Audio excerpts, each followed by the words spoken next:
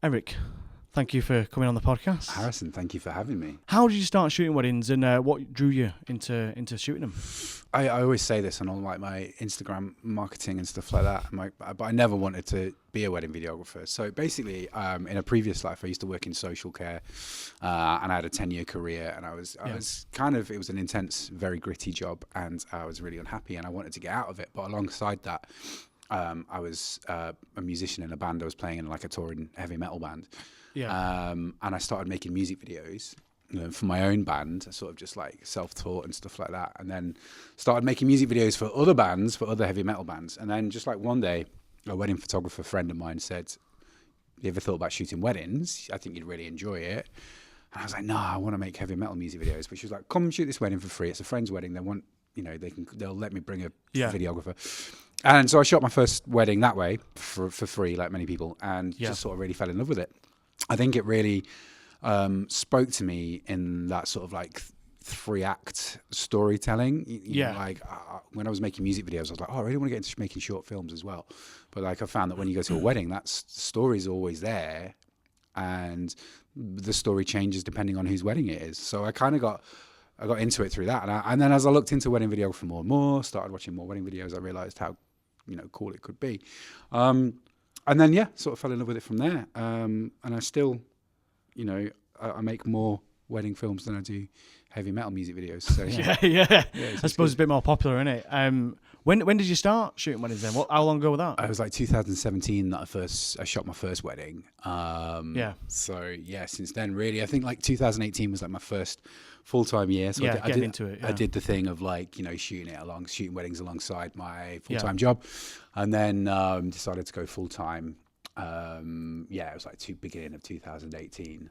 Since then, really. Wicked, yeah. And touch wood, I'm still making a full-time job out of it. Yeah, nice.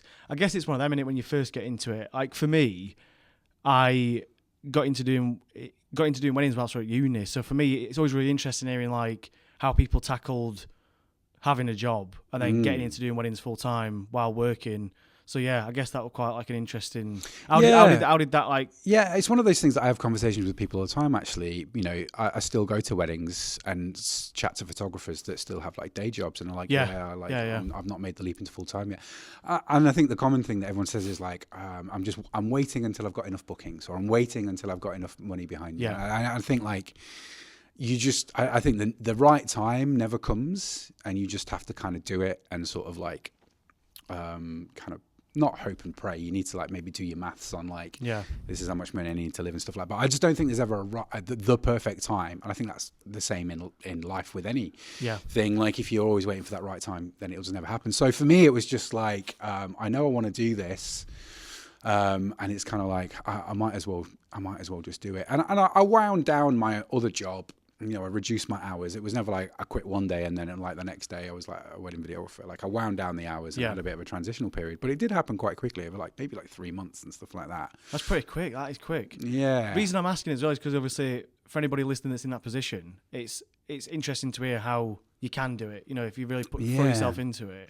Like you said, there's no right time. There's no right time. You just have to do it. You just have to go for it. If you feel like, sometimes you just know you're like, I've got a feeling here. Like, I enjoy this. I want to just go for it. Yeah. So, In the early days then, what were your influences? Like, who did you go to sort of in the wedding world and outside of it? I mean, you can sort of answer that in like the whole, we always say, we love a director and all this stuff. And obviously, I know we'll come on to the name, but like, what were the influences in the early days? I mean, it's hard to say anything original for me. I think because I've stumped him. I've got him. You've got me, and I'm going to say probably what a lot of people would say is like I saw a lot of Philip Wipes videos. I saw a lot of Richard Lang's videos, and they're what made me realize that like wedding films they could be cool. It's not just like camcorder at the back of a church sort of thing. It's crazy how recent that is. Like when you really think about it, like we always, I think as videographers, we talk about that like as though it's like how you talk about, the war. You think about it like, it's so long ago. Like, but when you think about how new wedding videography actually really is in the UK as well for like what we're doing, it's interesting to think hang on a minute, that's like 7 years ago, whatever it was. It's not long. Like, it's not been around very long, and it's crazy how quickly that has changed into something else now. And I think it's ever growing as well. I think wedding videography is becoming more important in like the sort of wedding dogma, and it's coming higher up on people's planning lists as well. Yeah. And I think it is more of a recent thing. You know, I go to weddings. And, you know, some of the older guests quite openly say that they would never have had a videographer because he wasn't around then. Yeah. Certainly not in its sort of more artful and more evolved way that it is now. But yeah, in terms of influences, I mean, I love a good ITV drama. And I know this is probably a bit of a left field influence for wedding videography, but the ITV drama about a child murder on a beach at Broadchurch. So there's a cinematographer, I think his name's Mark something, Mark Hall or something like that. Yeah. And I really loved the cinematography in that. And I've seen his work in other drama series, like gritty drama series, which is a bad influence for weddings. But it's all kind of like natural light, soft focus, still frames, and everything's sort of happening in the frame with no camera movement, and I sort of fell in love with that. So those gritty procedural ITV dramas.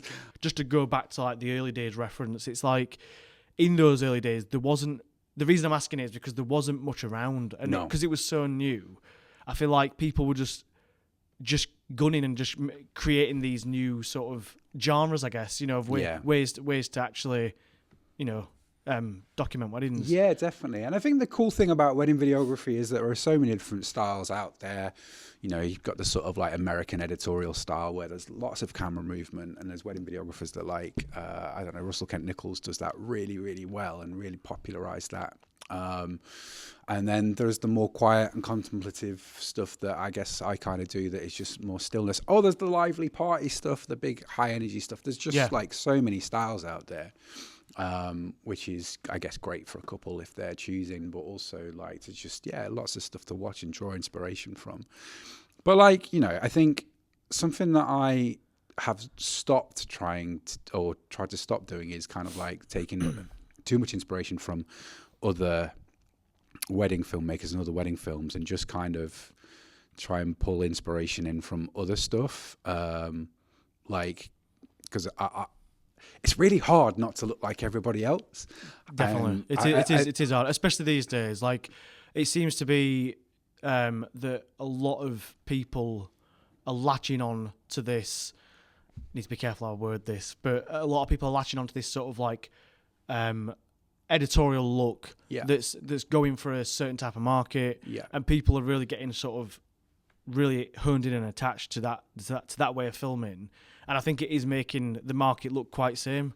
And I don't think there's anything wrong with that necessarily, but at the same time, for couples looking for something a little bit different, a little bit out there, they're probably not going to get to that for a while, I don't think, because there's a lot of people making the same type of stuff. You can get pretty much the same product from all the way across the UK and abroad, which that might be a little bit controversial, but I do think that is true in the market. I think there's a lot of sameness happening, which is great. I think part of the reason for that is the opposite problem to what we were just saying about, like, there's so much education, there's so much like mentoring and podcasts and online classes and all this stuff, and there's so much more influence these days. People are now becoming an influence in the industry and talking about it.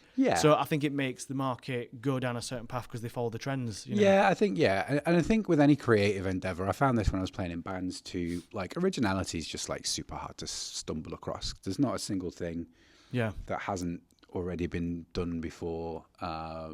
It's definitely in music, and the super, you know, that sort of rare original gem within any creative endeavor comes along so rarely. So I think, you know, that pressure to sort of be original as well is almost something you kind of have to ignore and kind of accept that, like... Yeah, that's a good point. You just kind of got to do what I guess you feel creatively fulfilled with, and what brings your clients in and pays your bills. So yeah, it is a lot like that, and I think we all do influence each other, because I think, you know, when when you're a wedding videographer or wedding photographer, what's one of the first things you do? You start following loads of wedding accounts to see what you should be doing. Right? And so automatically, like, we've just got all this background noise that's just gonna inform what we do. And then, we're friends. We have other videographer friends that we're in groups with, and we all look at each other's work and we praise each other and support each other's work. And we're going to be influenced by that as well. So I just think it's super hard to be original. So and influences are all over the place. So as much as I try not to draw too much inspiration from other people, it's just impossible. Like, originality is just like so hard to find. So you just got to do what you do, and hopefully do it well enough that it pays your bills, and you feel creatively fulfilled doing it. Yeah, I've got to say though, mate, I do honestly, I'm not just saying this because we're even doing this, but I honestly do think that if you looked across a bunch of people's Instagrams and you came across yours does stand out. It does have a look. It is to me, it's defined. It has like you have a dead set style. And I just wanted to. I appreciate to that. tell you that, because I think you can tell that you're not too easily influenced. Whereas, like, for me, being a little bit maybe younger and sort of less experienced in sort of the rest of business and life, I think that's one thing that you do really well, is you manage to sort of, and I mean this in the best way possible, stay in your own lane, and stay in my own lane, and in a positive way, like in a good way, like you've got your own style, you know what you're doing.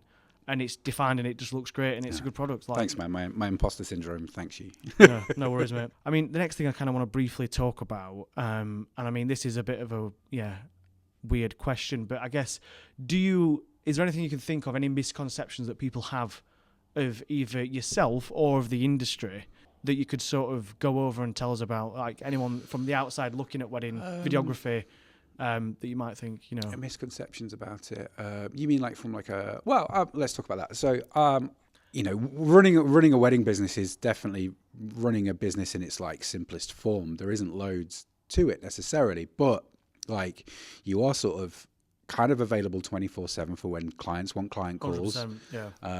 Eating into your evenings, you're emailing, editing, all the way. Like I work 6 days a week. I managed to take a day off maybe on a Sunday or when I'm hanging out with my girlfriend or whatever, but like it's like 6 days a week, and it's editing, it's emailing, it's client calls, it's website stuff, it's posting on Instagram, it's doing your accounts, watching your expenses, doing all of your admin, and doing all that back end stuff like your SEO optimization, and then shooting the wedding on the wedding day. So the misconception that you get paid X amount of money for a day's work. When a client enters your life as a wedding videographer, they stay in your life until you've edited the film and delivered it, and then they've watched it, and maybe they might want some tweaks here and there, which thankfully doesn't happen too often. Yeah. And so you're with that client for like, I don't know, let's say they book a year in advance, 6 months to a year in advance. You're kind of with that client. You might not speak to them all the way through every single day, but there is contact points that you need to make. And then when you like multiply that by like 20, 25, 30, 35 weddings a year, you've kind of got to keep on top of all that. It's quite overwhelming. Like there's a lot to it. Like, it is one of those things that people don't realize. I think sort of something I'm going to ask you later down the line, but it's kind of naturally come through now. But I'm going to say sort of, do you have any advice for, people getting into weddings or just starting out today? What advice you'd give them? And actually, I'd not thought about it from this perspective, but that would be something I would probably say, that it's not as easy and it's not as straightforward these days as you might think. Just to piggyback off the back of all that, it's like, it's something that you didn't mention there, which is another huge aspect, is the constant posting to social media, keeping up there, updating your website. The Instagram game is a real big sort of, I'm going to say, I'm not going to use the word problem, but it is an issue that's a lot of, it's causing a lot of people kind of like anxiety and stress when they post into Instagram, posting specific things, and there's all of that to think of. Yeah, there's a lot. I feel like we could do an entire podcast conversation on Instagram alone. 100%. Yeah. That's like a whole definitely conversation topic. Yeah. So what advice would I give to someone wanting to enter the wedding industry? Yeah, let's go for it. Yeah, what would you say? I mean, I think like be super clear on what you want your business to be and how you want your business to work for you. Try not to fall into the trap of you constantly working for your business. The whole reason we go self-employed, right, is because we want a better work-life balance, right? We want a more fulfilling life. And I think it's easy to think that that will just automatically happen by becoming a self-employed anything, wedding videographer, photographer, self-employed anything. But actually what happens is when you go self-employed, you just end up working all of the time. You don't have defined hours at work anymore. No. And also, like, you don't have an employer to fall back on in terms of having that sort of boundary. Like, you are your business, and that's a whole nother mental health thing that I'd like to talk about. But like, so just be mindful of that, I guess, and be sort of super clear on what boundaries you want to set early on in terms of like, this is how I want my business to work for me. I don't know what practical advice I could give anyone really, because I think like everybody that's entered the industry kind of makes it up as they go along, and we probably do a lot of the same stuff, and we've probably gone through a lot of the same experiences, but you have to go through those to learn. So my advice would be just like,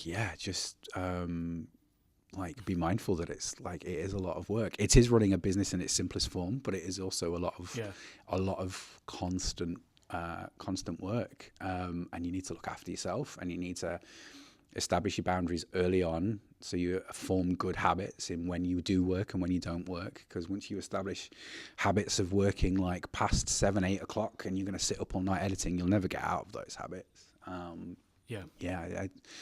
It's a really hard question to answer. There's lots of different angles you can approach it from, isn't there, I guess, with that one. And it's the thing I would say for people starting out is there's so many ways in which you can approach it these days, and there's so many ways in which you can get into the industry, and it does feel like it's this sort of easier game in the sense that for maybe when we started, because I started in 2017 as well, so started similar time. 2018 I went a bit more, started shooting more. So I think from that period of time, like I've said, the amount of education and knowledge around what gear to use and how to shoot a wedding, there's all sorts of like behind the scenes and stuff. And I think even getting into it, it's so much clearer. But yet, one thing that I do want to talk about is the dark side of sort of the wedding industry. The dark side.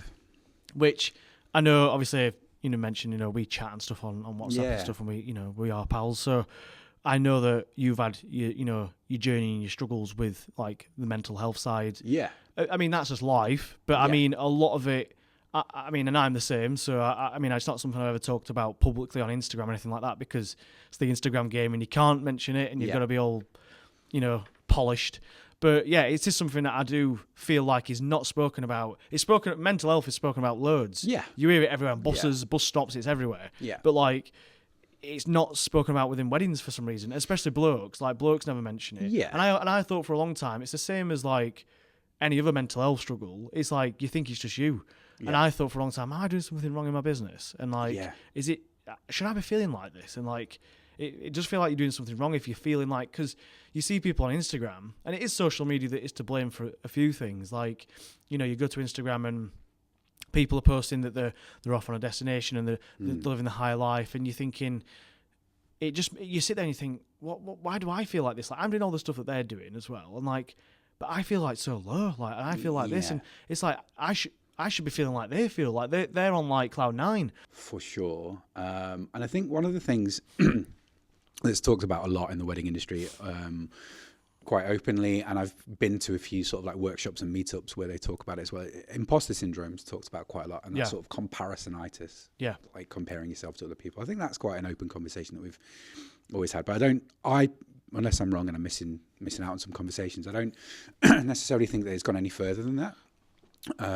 And talking about like, so like how the wedding industry can sort of be really unforgiving if you've got anything else happening in your life. So when you book a wedding, you've booked a wedding a year in advance. Quite often you're being paid the balance a few weeks before. So a wedding becomes a fixed point in your calendar that you can't get out of. You don't want to let anyone down. You don't want to get a bad reputation for your business. You don't want to leave clients looking for another videographer, on short notice, and you don't want to lose that financially. So a wedding becomes like a fixed point in your diary that you like have to attend. And so, and when you book up a season and you've all of a sudden got every weekend for a good few months, like doing 1, 2, or if you're crazy, like I sometimes do 3 weddings in a weekend, that's it. So like, it doesn't leave any room for like things happening in your life. So when big life events happen, like I went through a divorce and a separation last year, and going through that whilst filming other people's weddings was really hard. And sort of having to navigate starting again on my own and sort of like reevaluating my life while still going and filming and still having to be the best version of myself at people's weddings, like it's tough.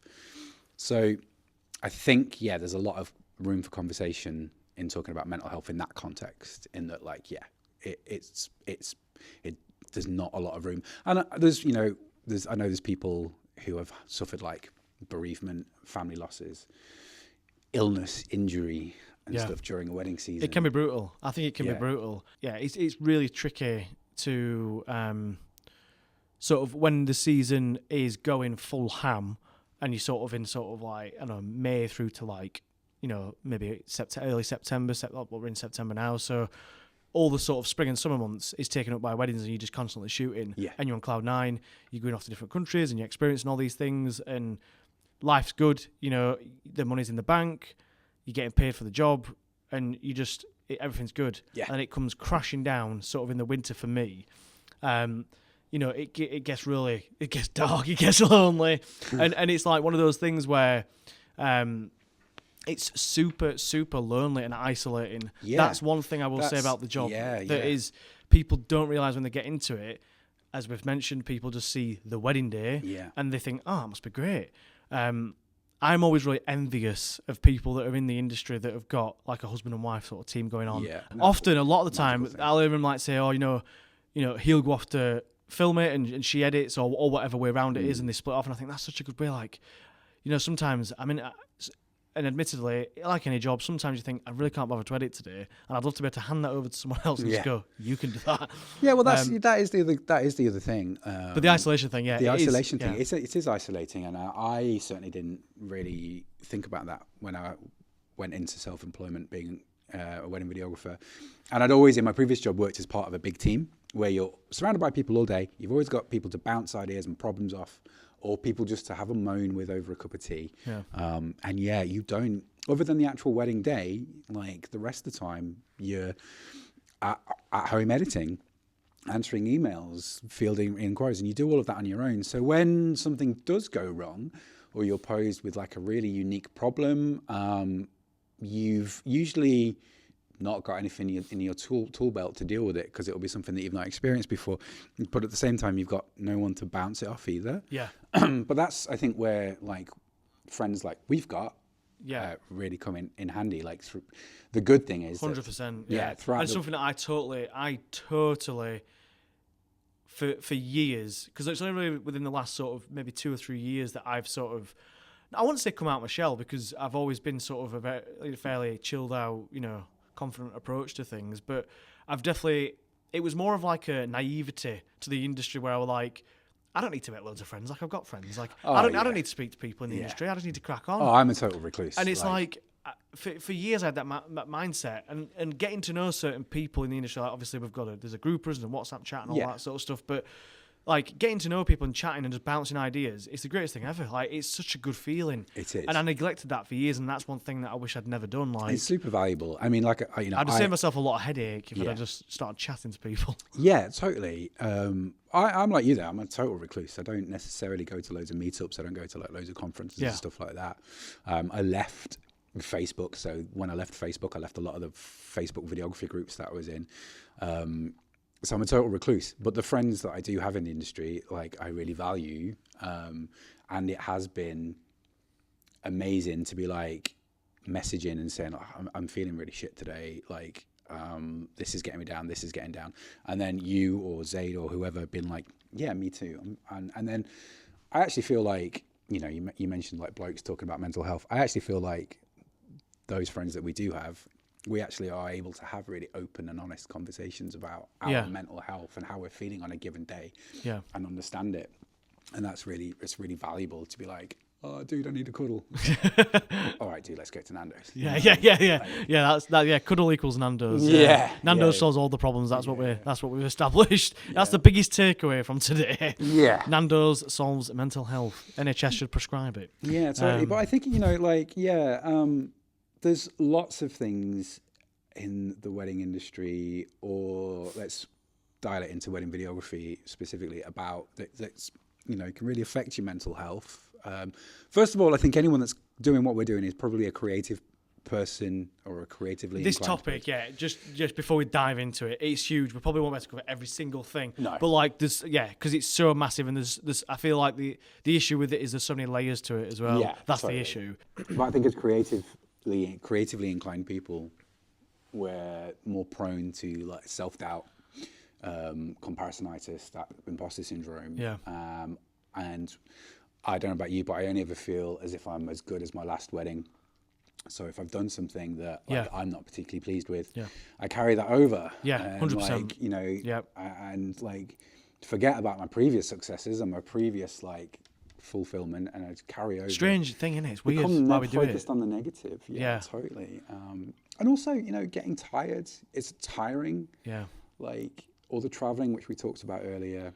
I think that's a big thing as well. Like, just because you mentioned that's opened that sort of door to sort of segue into talking about destinations, and how destinations can be super. Yeah. They look amazing. Oh mate, I've got a story for you. But yeah, here we go. Let's go for it. So like, I always get, whenever I post that I'm in a destination, I'll always invariably get a few messages from friends that I know that are like, I really want to get into destination weddings. This looks amazing. And I always message back being like, my standard is like, it's cool, but it's not as cool as you think. Like, so like I just did a wedding in France, which was an amazing wedding, couple from New York. It was in Bordeaux, but the travel, man, like, so there's only I got some stories as well. So I'll let you go for it first. Yeah. Essentially, so it was a 2-day event. Arrived on the Friday, did the pre-event. The wedding itself was on a Saturday, but there's only one flight a day from Bordeaux to get home, and it only goes to Gatwick, or at least that's what I found. And that return flight was at like 7 a.m. And I was staying at a hotel that was 2 hours from the airport because I needed to stay close to the venue. So me and the photographer, shout out to Lewis Membry, super sound dude. We booked our flight home for 7 a.m. on the Sunday morning after the wedding. But we quickly realized that we needed to be at the airport for 5 a.m. to be on time for our 7 a.m. flight. But the hotel was 2 hours from the airport, so we needed to leave at 3 a.m. And then we're like, hang on, we're not leaving this wedding till midnight. In the end, I think we left the wedding at like midnight. Got back to the hotel at 1 a.m. And we were just stood in the hotel like, all right, well, we need to leave in like 2 hours. Yeah. See you in a bit. So like went and grabbed a shower, packed our bags, like sat down on my bed, like trying like not to fall asleep too deeply. And yeah, so basically by the time I got home, I'd been awake for like 36 hours. No way. And that's like including a 3-hour drive. I live in Nottingham, so that's a 3-hour drive from Gatwick to Nottingham to get home. Yeah. And I got home and I was like, yeah, I've been awake for 36 hours. Yeah.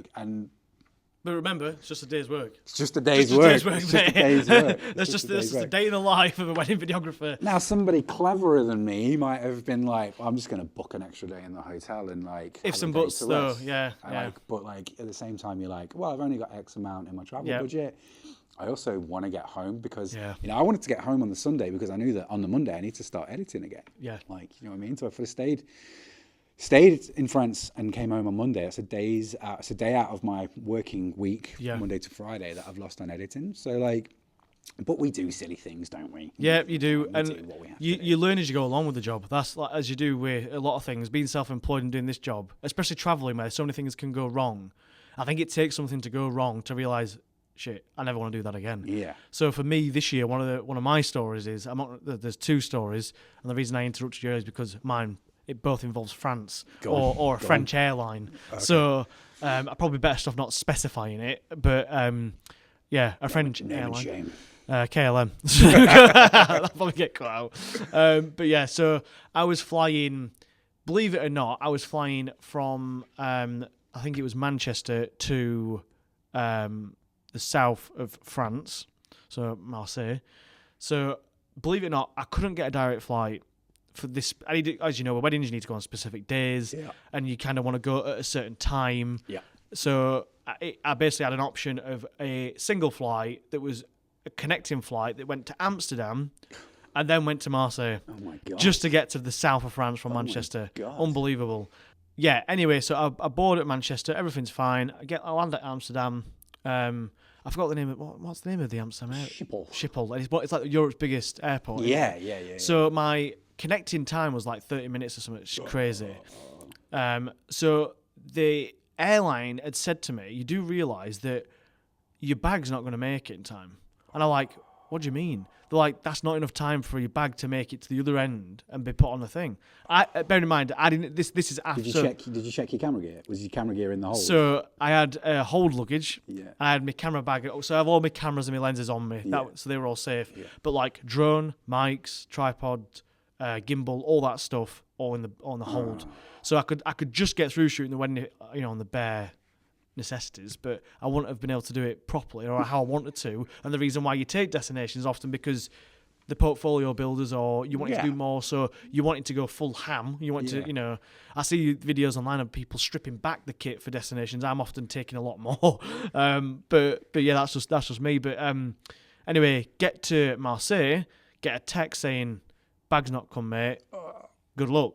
Essentially, who's texting you? The airport. The airline. The airline are texting you. Yeah. I got a text from the airline, and I were on the app as well. And the airline had sent me a text saying your bag's not made it. Essentially, so they must have some sort of system in place like a tracker.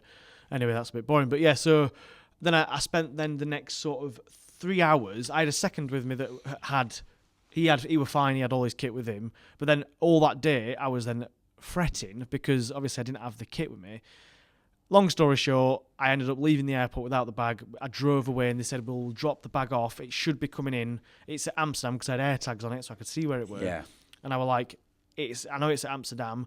Can we get it on the next flight? I'm shooting a wedding. I'm a wedding videographer. Like, I need it back for tomorrow. So I had a day spare. So that's a good tip if anyone needs to know that. Is always have a day spare. So I had a travel day, like a rest day, if you will, a spare day. Then it was the wedding. But I needed it back that next day for the wedding the following day. So anyway, get to the accommodation. They said it'll be there with you tomorrow at 10 a.m., at 9 a.m., 10 a.m., something like that. So I'm waiting outside in a blistering heat. At the end, bear in mind where we were staying was in the middle of nowhere. I'm talking like rural south of France. This is awful. And they said, a guy will come and drop it off. I said, you do realise we're not at a hotel, we're at an Airbnb. We were literally staying on like a farm. It was like a farm. Oh my God. I'll show you a picture after, mate. It's mental. So the guy eventually did turn up, but I was ringing him up all morning. He came to the Airbnb? Yeah, he came. And they said he's coming in a white van. So obviously I'm on this tiny country road. I've never known a tiny country road be so busy. So I'm waiting on this tiny country road, and there's these white vans coming past constantly. I'm like waving them down like a mentalist. No. And it's not them. They're like looking at me, stopping, speaking in French. And I'm like, oh, it must not be you then. So eventually the guy came and he dropped off the bag, and I could not believe it. And everything was there, and it was all fine in the end. But that's one little story. I've got loads of stories like that. Yeah, me too. Missed flights, all sorts of craziness. But me too. I quickly tell you about when I went to Bali and my plane caught fire. So basically, I was flying from maybe Birmingham. I was going to Bali for a wedding. That's a great soundbite. I was flying from Birmingham to go to Bali for a wedding, and I had a layover in Dubai. My layover in Dubai was 3 hours. And because it was such a distance, I did check all of my camera gear. I put all of my camera gear in my hold luggage. Because I had a transfer to make and all this kind of stuff. Not the best idea, but at the time I thought it was the best idea. Anyway, waiting to board my plane, and all of a sudden it was like 3 hour delay, and then loads of fire engines turn up, and then I was like, what's that? Somebody starts talking, and I overhear them pull up a news article on Birmingham News or whatever. So I pulled up the same article, and the plane was on fire. Oh God! And it was a 3 hour delay, and I only had 3 hours. To get my change in Dubai. So it's like, that's eating into all my lovely, relaxing Dubai time. Anyway, so we got the new plane and everything like that, and it was the same thing as what you just said. Like, I wasn't sure my luggage was going to make it. I knew I would make it, but that's it. Yeah, you knew you'll make it. Yeah. But anyway, got to Dubai and I did the thing where they meet you with a buggy, and I got buggied across the airport. Nice. And the whole time I'm like, what about my luggage? Yeah. Where's my luggage? And like, there was a guy with me. I didn't have air tags on my luggage. I do now, but I didn't at the time. But there was a guy with me who was in the same predicament as me. And he was like, I've got air tags on my luggage, so I can see that it's coming and that it's okay. Presumably that's the same for yours because it'll be the same. Yeah. So like, thankfully my luggage did make it. But yeah. One thing I've got to ask you, because I know people will be interested about this. Yeah. So what gear do you use to shoot weddings? Okay. I shoot on Panasonic. So I use S1H. I've got a couple of S1Hs and a couple of S5s. Not even the S5 IIs, like just the old S5s. I've had them for a few years now.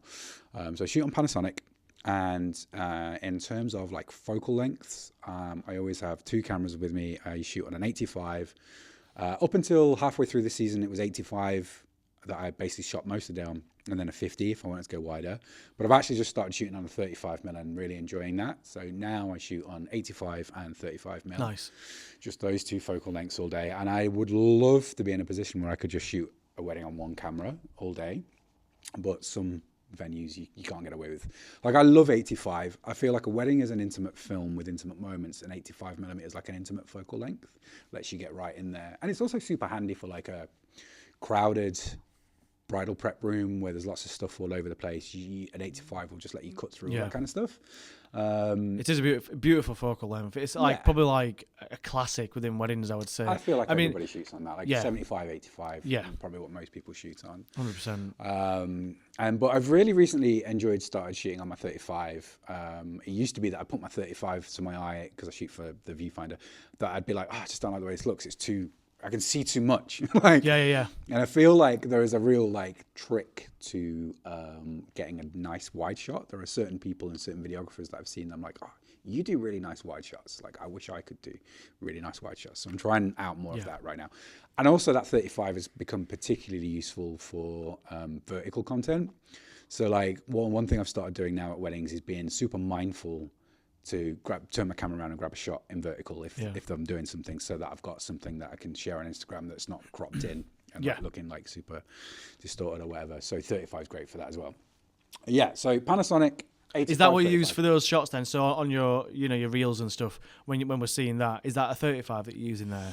Generally speaking, yes. Or I might have been on my 85 if the room's allowed for it, just because I like the compression of that. But generally speaking, it's I've just turned my 35 during portrait. I have noticed that they look like, I've seen some of your recent stuff and like it looks different. I'm like, so it's interesting that you said it's, you sometimes use a 35. Because I've looked at it thinking like, it looks like different to like what I imagine like an 85 would look like. So that must be why. That's just being nosy. No, not at all. Yeah, like definitely. And I don't know how many people have started doing that, but I feel like something I'm trying to be really mindful of now is shooting for the gram. Yeah. And I hate the way vertical video is kind of like taking over.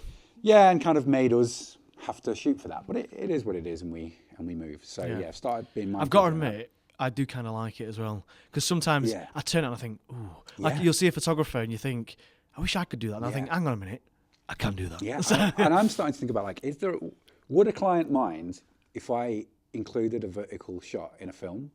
Like, I don't know if you just in like a nice white frame or something like that. Yeah. Like because sometimes those vertical shots, like they are quite nice. Yeah.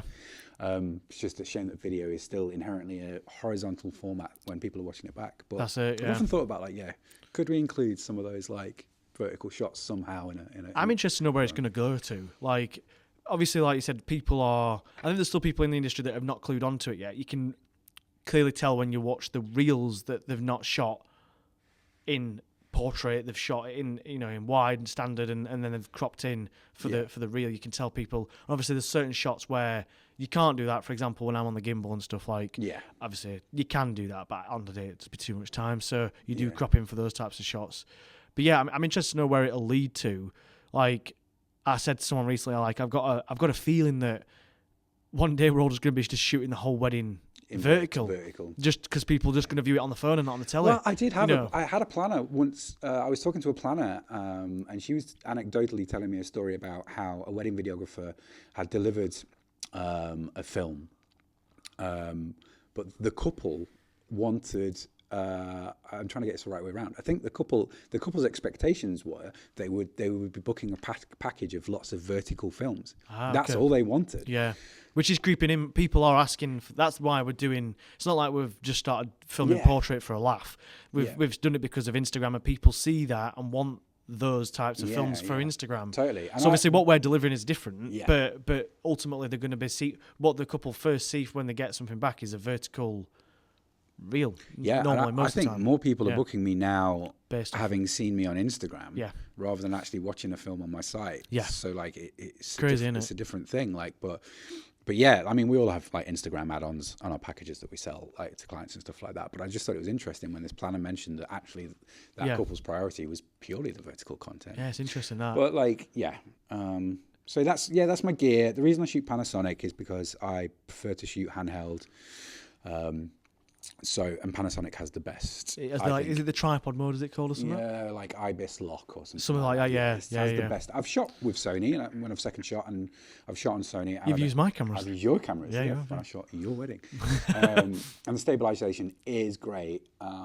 And a certain videographer that we won't name, who we both shoot with a lot, and who is a dear friend, keeps messaging me saying, switch to Sony, switch to Sony, switch to Sony. And I'm reluctant to, because everybody shoots on Sony and my work already looks like everybody else's anyway. And like, I feel like my Panasonic is my one like last thing. It's one of those things, isn't it? I think like ultimately, if it's not broke, don't fix it. Yeah, there you go. Don't fix it. Got that in there. So I'm sticking on Panasonic for a while. I don't care what everybody says. And I hate gimbals. I need to. Hate it. I'm gonna have a. You started using one though, right? I'm gonna have a moan. I hate gimbals. I have started using one, and I hate myself for it. I was kind of like, I had to start using gimbals when I was second shooting, and then I just started seeing gimbals all the time, and I was like, I actually do like the way it looks, and there are certain moments in a wedding where a gimbal is actually a bit of a lifesaver, like when you're working with a photographer who shoots on a 35 and likes to track back for like exits and confetti. Having a gimbal then is super good because you can be shoulder to shoulder. You're not getting each other's way, and you're not having to it's not shaky.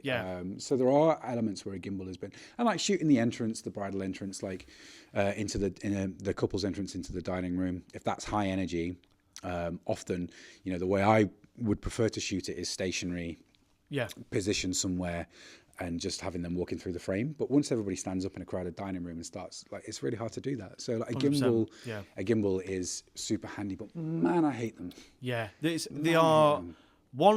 kill me bloody back. My back hurts at the end of the day having to use them because obviously I've introduced the gimbal last season into my work. So got into a routine with it, and I do.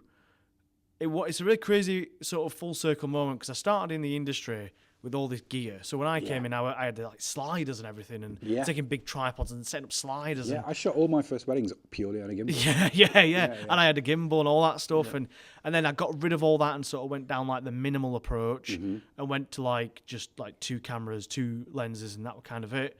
And then now it's kind of like crept back in, and now it's like everything's there. Yeah, it's the same for me as well. The gimbal's crept back in, and I'm doing it reluctantly. Because it's hard, isn't it? I hate it on the day. Why do you hate it? Like just because it's cumbersome, and I like my wedding. A wedding day is stressful enough.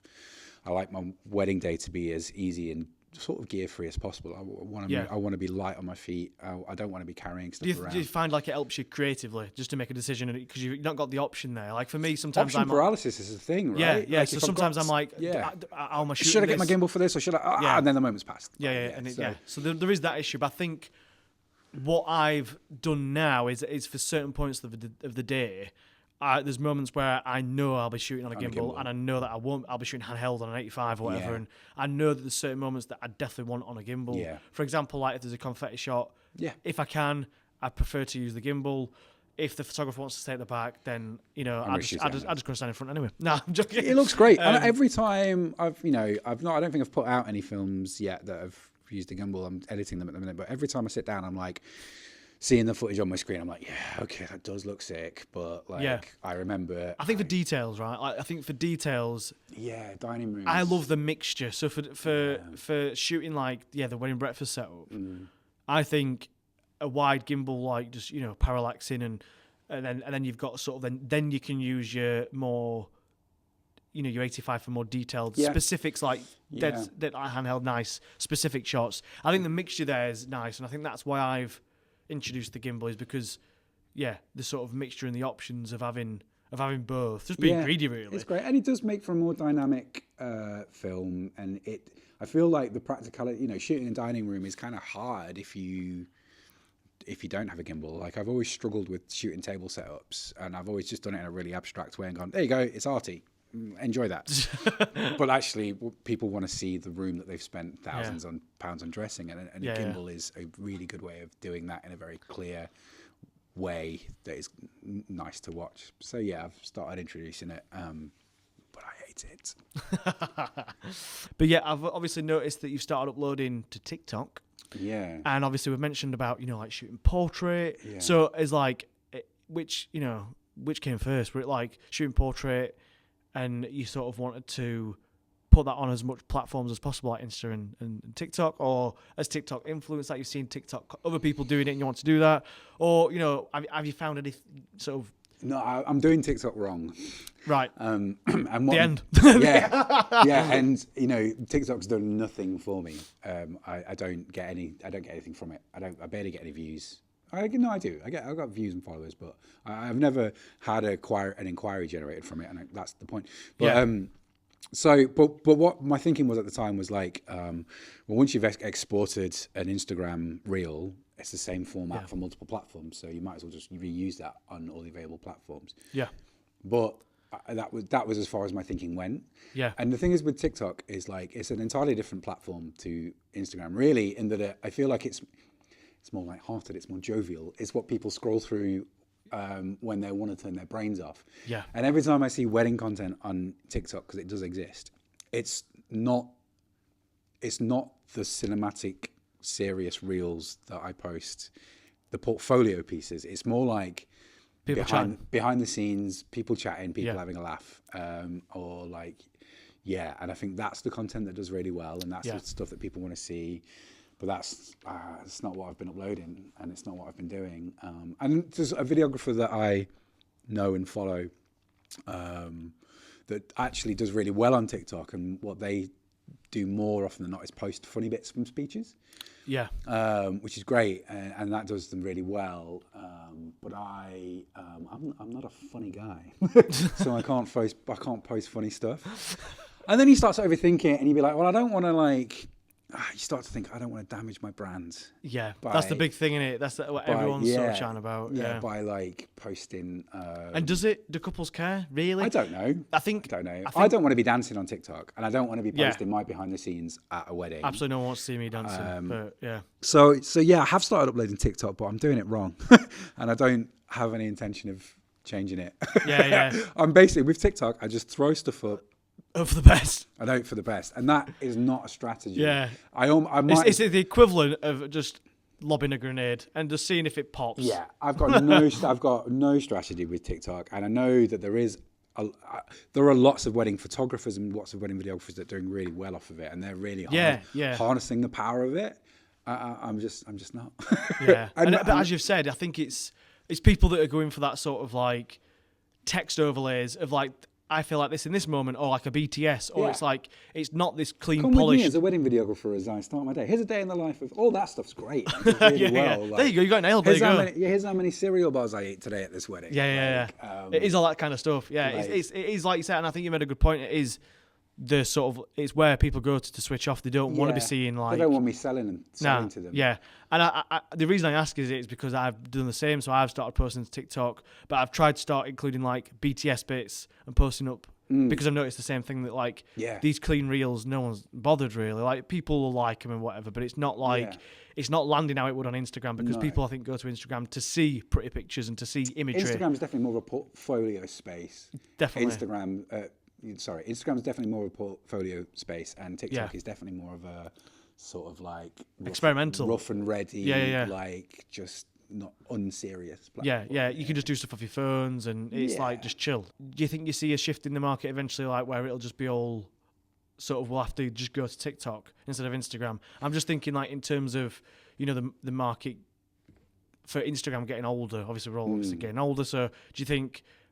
it's going to get to a point where Instagram's no longer the goat and it's more TikTok? I don't know. Maybe I feel like maybe that's already happening because I know some photographers that are doing really well out of their TikTok content and stuff like that, and so I think it's probably already happening, and I'm just not paying attention to it. But I think it will. It's hard to say. I'm no expert in social media, but I feel like they are two definitely different defined spaces. Yeah. That serve different purposes in sort of like in terms of people's entertainment.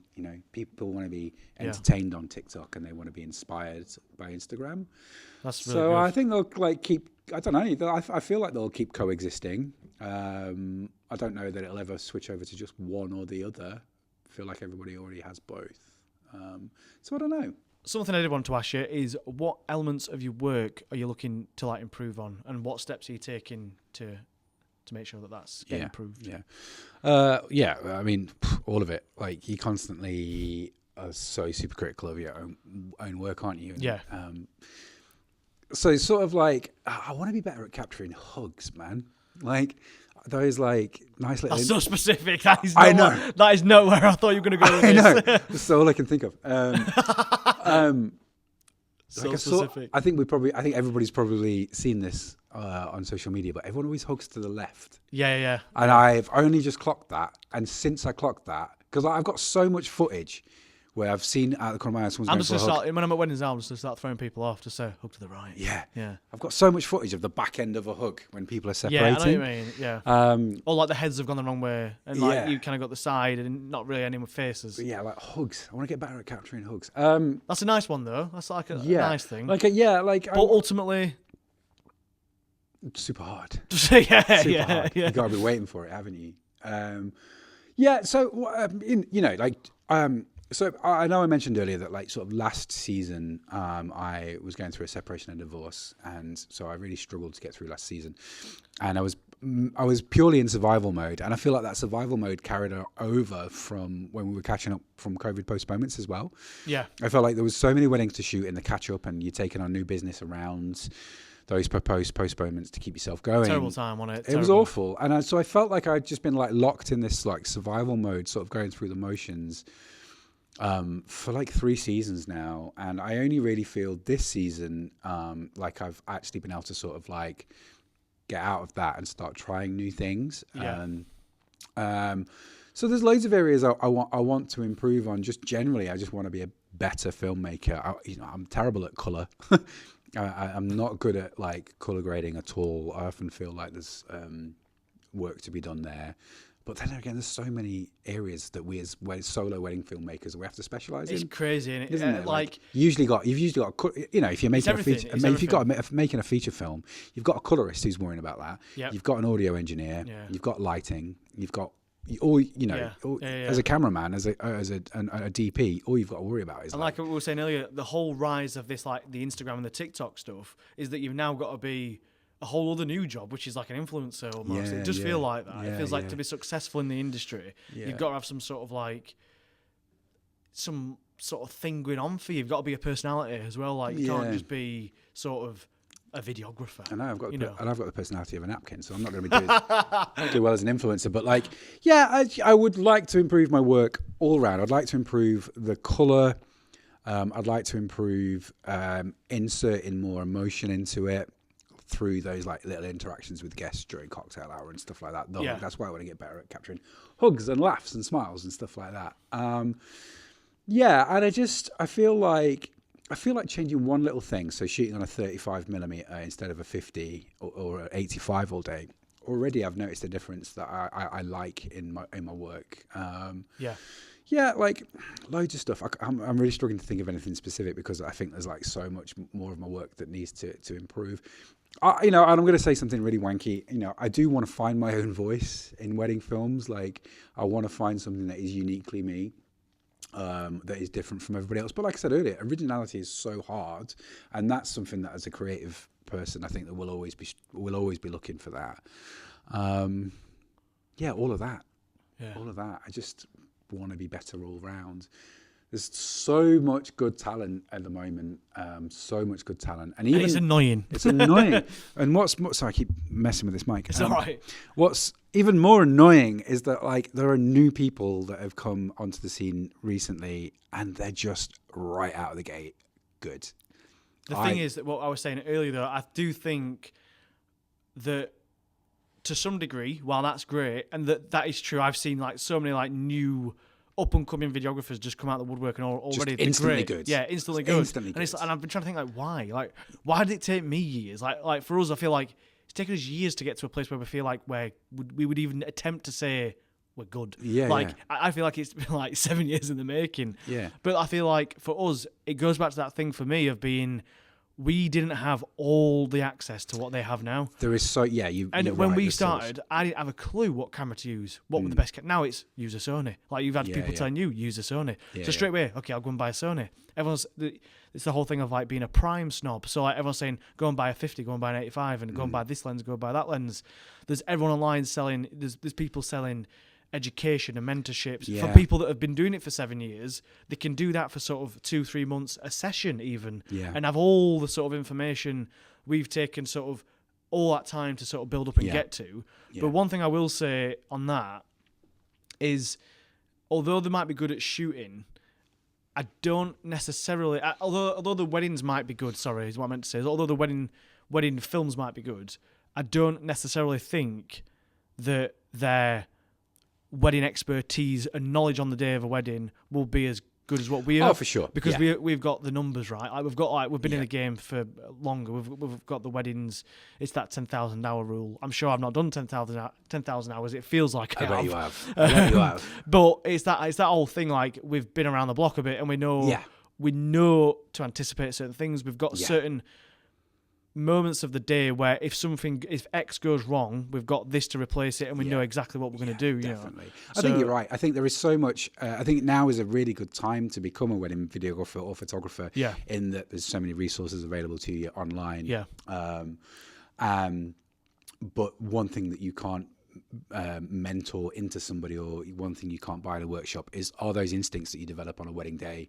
Knowing the energy of a wedding day, the flow of a wedding day, and how to anticipate what someone's going to do. That definitely does come from just going to weddings a lot, and you definitely get your wedding instinct on 100%, like 100%, and you have to be sort of constantly.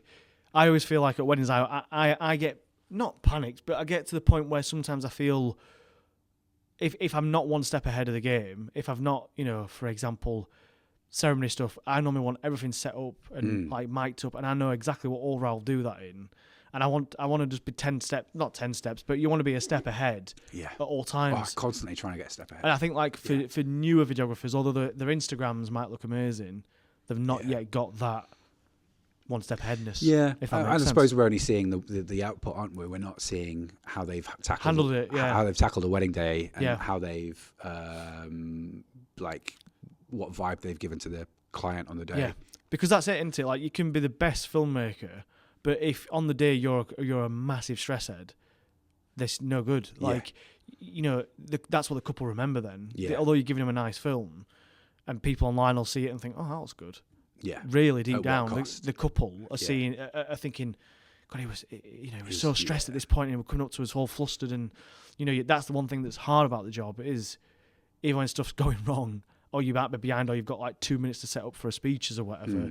You've got to just stay calm, and you've got to just know, right, this is what I do the bare essential to get me by to then do X, Y, and Z. But that's one thing that I'm always proud of, is that the one piece of feedback I always get from my couples is like, oh, you were such a calming presence on our day. It was so easy to be around you, and you made us feel so relaxed.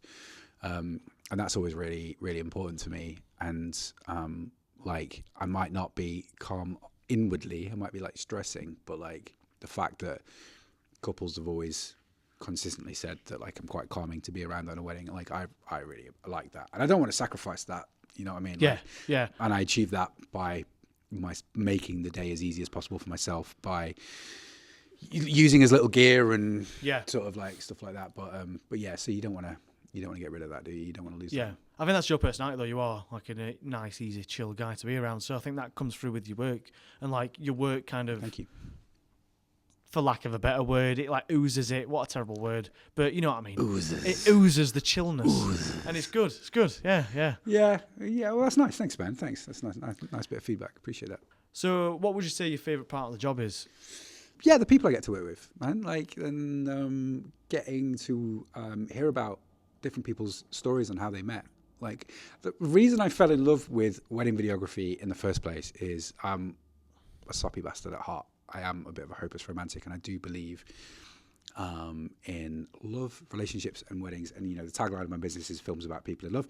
And it's not just marketing. I love that, by the way. That is so good. Not marketing, but I believe that. And that was like... Eric is all soft now. And that was like... that's why I fell in love with wedding videography. So I do love being around people as they're celebrating their connection to each other, their connection to their loved ones around them. Just celebrating that human connection.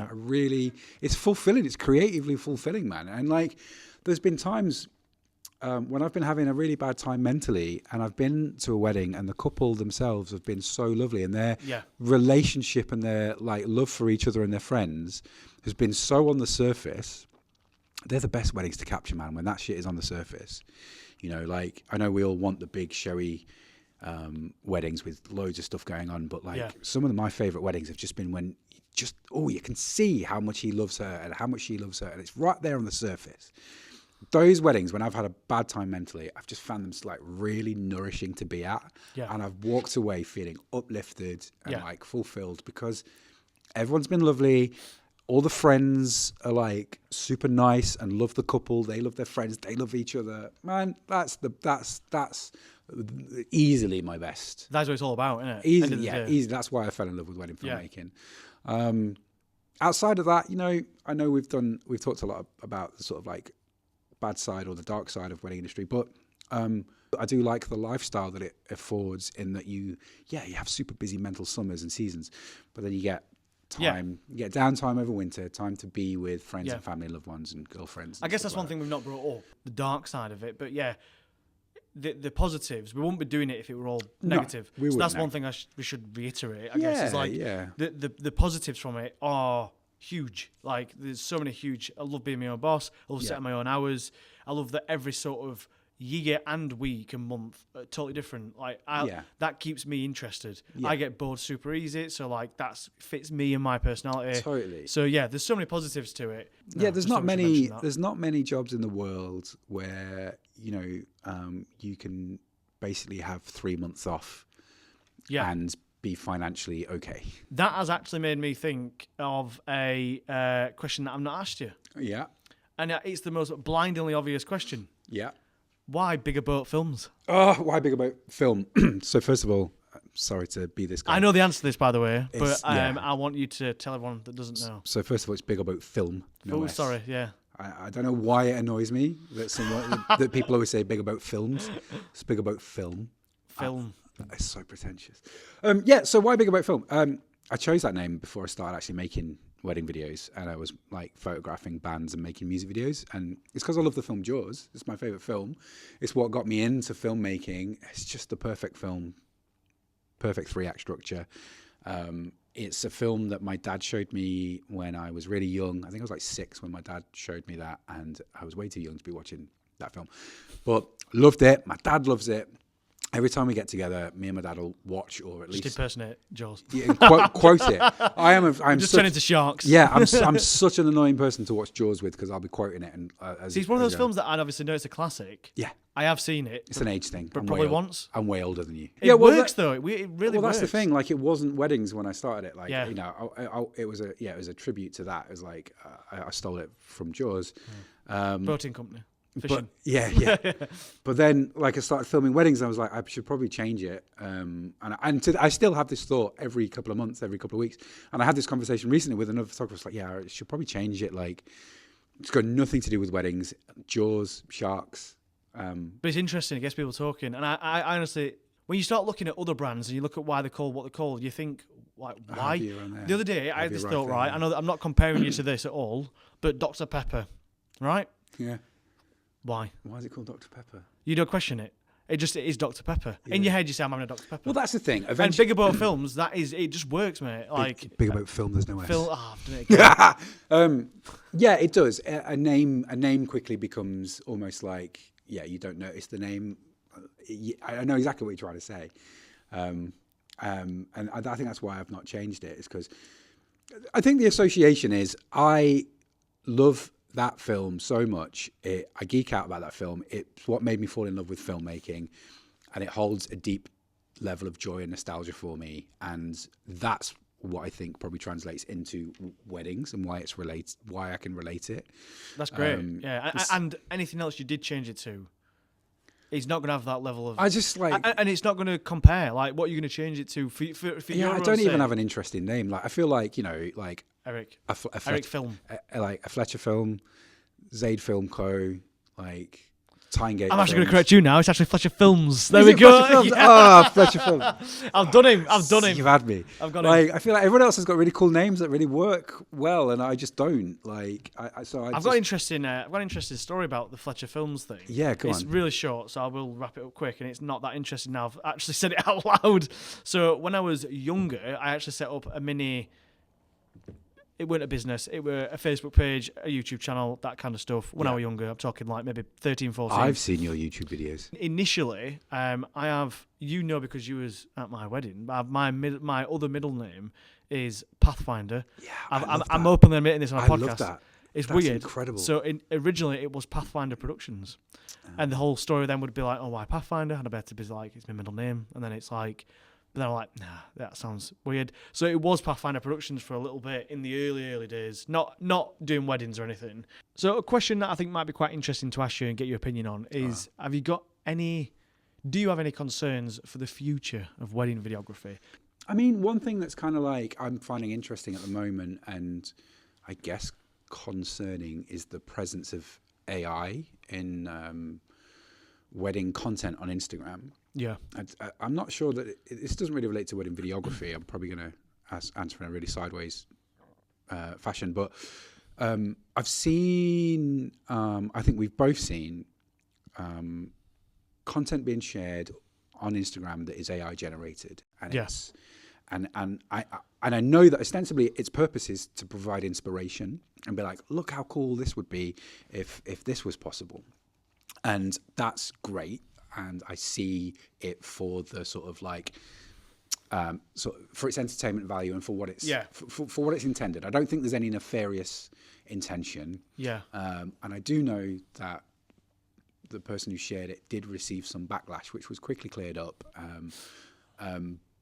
But it does worry me, and I think it's an interesting conversation point, because Instagram is already a space where that alters people's expectations and sort of ramps things up.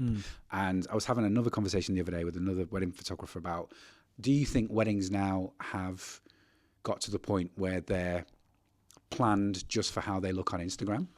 And has that taken away from what a wedding is about? And we were having this whole Yeah, we're having this whole conversation about it. And I've definitely have done weddings where it's felt like that's been the case. And that's fine. The couple have still had an amazing day and they've got what they wanted out of it. And that's ultimately the point. So like trying to loop it back around to what I was originally saying. So yeah, the presence of AI generated content. So I just feel like I worry that it'll feed into higher expectations more, and therefore higher levels of disappointment if somebody's wedding doesn't look like how something that they saw on Instagram. Yeah. And they didn't realize that what they saw on Instagram wasn't real, is AI generated and wasn't actually possible in the first instance. This is it. So it's just like a new level of comparison. And like, I feel like AI, if you're like a wedding planner or something like that and you're coming up with a mood board, is like probably like an actually really handy tool, because it's free and simple to use and stuff like that. But when it's posted publicly, and again, it's an innocent like post, like, look how cool this is, and it is cool. Like the one like we both saw where it's like a wedding on the Statue of Liberty. Yeah. What's that? Liberty Island. Yeah. that would be sick. Yeah. And I'd love to film that. Because we're in the field, in the industry, we're looking for it. Yeah. And we can, at the moment, just about clearly spot it. Yeah. But it's going to get to a point where even people like us struggle to spot what's real, what's fake. And I think for couples, that's the damaging part, I think, into it. Yeah. It's like couples don't know what is real and what is fake even now. So, most couples, they're not looking for it particularly. So I don't know, Instagram's really good at sort of letting you know that something is AI generated content, and it comes with a disclaimer and stuff. But I don't know. I don't fully know what my concern is, but I know I have one, and I don't know what the end sort of result will be on how that feeds into like people's consciousness and expectations. Like, I think, people are clever enough that when they see an AI generated image, they know it's AI generated. Yeah. And they know that consciously. But I wonder like what that's doing to us subconsciously in our expectations when, like I said, Instagram is already an arena and already a space that curates things and makes things look perfect gives us all comparisonitis. Yeah. And I just worry with AI created content creeping in, how's that also going to feed into all of that? Yeah. So I don't really know. But I love seeing those images, and I'm not complaining about it because they're cool and they're cool ideas. But there's a part of me that every time I see one, I'm like, ooh, like, what's this going to do now? What's going to happen here? Yeah. Because not everyone can have those like massive... It's setting expectations super ridiculously high. Where does it end? Yeah, 100%. So yeah, like in terms of wedding videography itself, I don't know that I have any concerns. Like I'm looking forward to seeing wedding videography growing and it becoming more and more of a priority for couples. Already since COVID, I think it's become more of a priority, and it's become it has a more firm place in wedding dogma in terms of booking. So I hope that grows, and I know that couples already appreciate videography more than ever. And like you said, it's a recent phenomena, and I just look forward to seeing where that goes. I hope that I can continue to be a wedding videographer for as long as my body can physically take it. I'm quite old now. I don't know how much longer I can keep going. Lay off it, would you? Looking forward to seeing where it goes. So no concerns there, just excitement. And I hope I can continue to do it and keep growing. And it's really competitive, man. I just hope that I can keep up. And I'm looking forward to now having the time, now that I've got, I'm in a new relationship. I'm in a much happier place than I have been for the last year. Now that I'm able to move forward and personally, I'm looking forward to seeing how I can grow and improve to keep up with all of you talented bastards. Oh, you've been too nice. Typical Eric move, that is. Being too kind. But as the old saying goes, I guess you can't pour from an empty glass. And I think you've filled your glasses, and you seem in a lot more positive and stuff. Thank you. That's nice. Since sort of last few times, met up. Not that you've seemed negative, but you definitely seem in a clearer space. So it's really nice to see, mate. But Thank you very much. I'm glad you feel like that. And mate, it's us that's got to keep up with you. Oh, you're like Yoda, mate. Yes. Stop it. It's cool, man. No, this has been really fun. Thanks for having me. Cool. So I think that's come to an end quite nicely, actually. Come to a quite nice conclusion there. So, Eric, where can people find you? Social media, website, that kind of thing. Big About Film, no S. No S. On Instagram and on TikTok. Don't look me up on TikTok. Go to his TikTok. Have a look. My TikTok is inconsistent at best. www.bigaboutfilm.com. Instagram @bigaboutfilm. Yeah, man, that's kid. Cheers. That's me. Yeah, thanks, man. Thanks for having me. No, cheers. Honestly, it's been a real pleasure. Love you.